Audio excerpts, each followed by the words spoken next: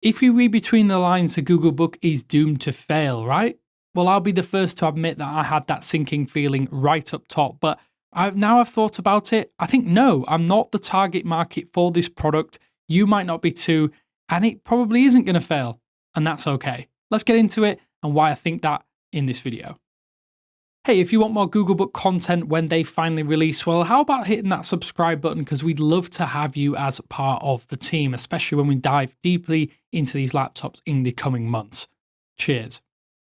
Since being announced or teased, I have to admit I have changed my opinion on what I think the Googlebook needs to be, and I hope that you will feel the same after this video. In fact, I think like many in this space, I often find myself imparting something onto a product, a service, or anything else, for instance, and realize that no, I might not be the person Google is aiming squarely at with this next laptop product specifically. And I think that's fine, because not everything needs to be for every single person.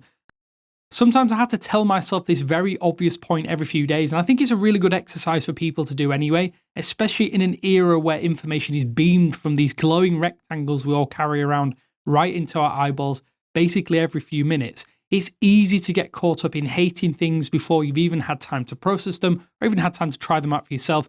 We're either incensed or related about practically everything today, and I do think that's a problem that expands way beyond the Googlebook lineup.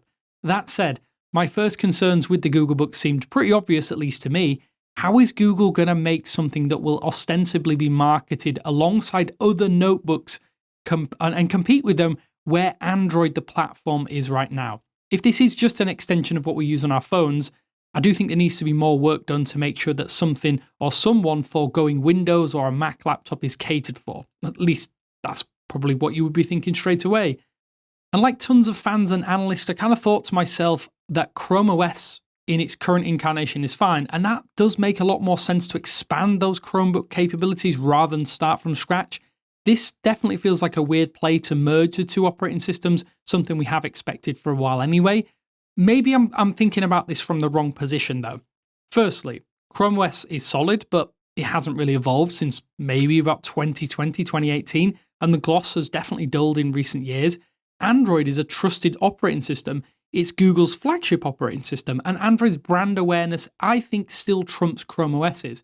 A lot of the younger generation also associate ChromeOS and Chromebooks with cheap plastic shells, and let's be honest, poor performance due to underpowered hardware that tends to be given out in schools and the like.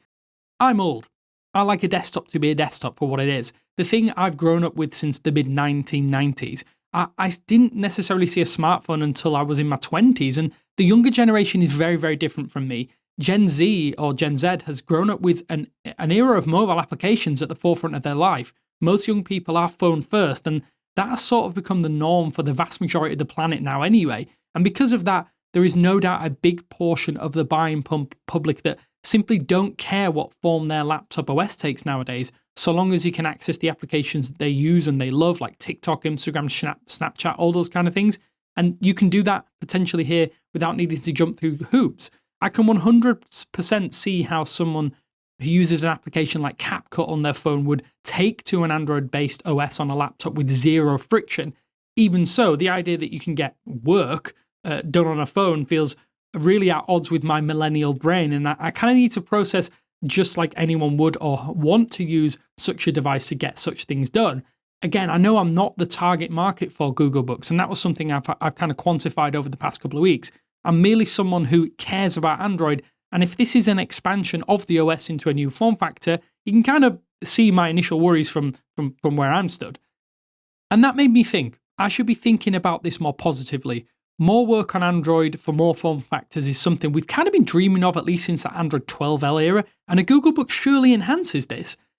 Maybe I think this is where we could have seen some improvements in how Google communicated what a Googlebook will do for 95% of the people who'll end up buying one, or at least indicated what it was going to be capable of during the announcement in the Android show. And it felt like more of a tease during that than a working product. Because of that, we've kind of jumped to conclusions. A lot of people have jumped to conclusions because we only had a glimpse of some admittedly minor features, which looks like running on a reference laptop and little else beyond that. Not many laptop or PC makers would do the same with their flagship hardware, they'd more likely tease the hardware itself and let the speculation do the heavy lifting on top of that. However, it is worth noting Android on laptops is a brand new frontier. That means we're working with a known quantity of Android on phones and tablets and trying to fit that to our expectations of a modern laptop, or at least shoehorn them into that form factor that we know and love. At a time when people are starting to look beyond Windows and Mac for their day-to-day experiences, I think just having another option might be enough for people to look this way. After all, not everyone wants those operating systems. I don't, for the most part. You can get comfortable with what you enjoy, if that happens to be Android. Plus, there's a few billion people that love and use Android already, so there are bound to be people who will prefer an Android laptop over a Chromebook, over a Mac laptop, over a Windows laptop. Maybe one of the nice additions for people that I didn't necessarily think of straight away was the ability to run Linux in this form factor.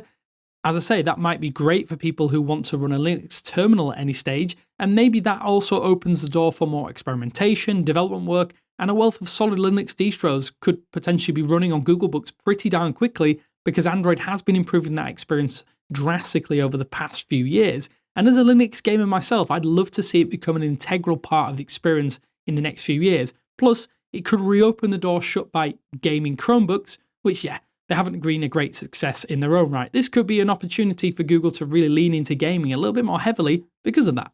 We know Android has all the big players, all of the most used applications, and no matter how it's sugarcoated, it's worth noting there is still a potential app gap. Phone and tablet applications are very different to use versus using a desktop application. Then again, I think if Google can update Chrome to match the Chromebook experience, then that will be a major step forward for Android devices. Without certain creative packages, it's unlikely someone would switch from Windows or Mac, but does that really matter? I feel like we've kind of overblown this issue somewhat because of my own preconceived notions of what a laptop should and could be. Lots of us Adobe Suite users have arguably been part of the problem, I think, because it's expected that Photoshop, Premiere, Lightroom, and more are needed for this to be viable. But the truth is that billions of people have no need for these tools. I think it would be a huge boon, though, if Google could be able to court Adobe or even get the Affinity packages to port it over to Android laptops, because I think that could change the complexion of the market so drastically in ways that the Chromebook has never really been able to. During the Android show and subsequent I/O 2026 keynote, generative AI, though, played another key part of the discussion. Vibe coding tools like AI Studio and Anti-Gravity, I think, could be a really key solution to the software chasm that exists today. Generative applications like widgets and services, I think, could be a real way to differentiate Googlebooks against the competition already. As a lapsed programmer myself, who's actively hated programming for a long, long time, I think being able to build my own mini applications and tools on my local machines has been a real game changer over the past 12 to 18 months. And I don't think Google goes about communicating this properly to the average person. I think they need to lean into this a little more with the Googlebook, as this could potentially be the blank canvas for creativity in ways that we hadn't necessarily expected. So you can do things like build your own tool and get a true tailored OS that simply doesn't exist outside of some Linux distros out there. I think we should have less AI cursor and more building as a component, and we could truly have something special on our hands here when Googlebooks eventually reach the public. One side of this that stands out most is that almost every other major tech brand that manufactures a laptop has its own equivalent product. What I mean by this is having a laptop with Google branding makes a lot of sense. It helps as well that Android is arguably Google's biggest software success story away from a browser window.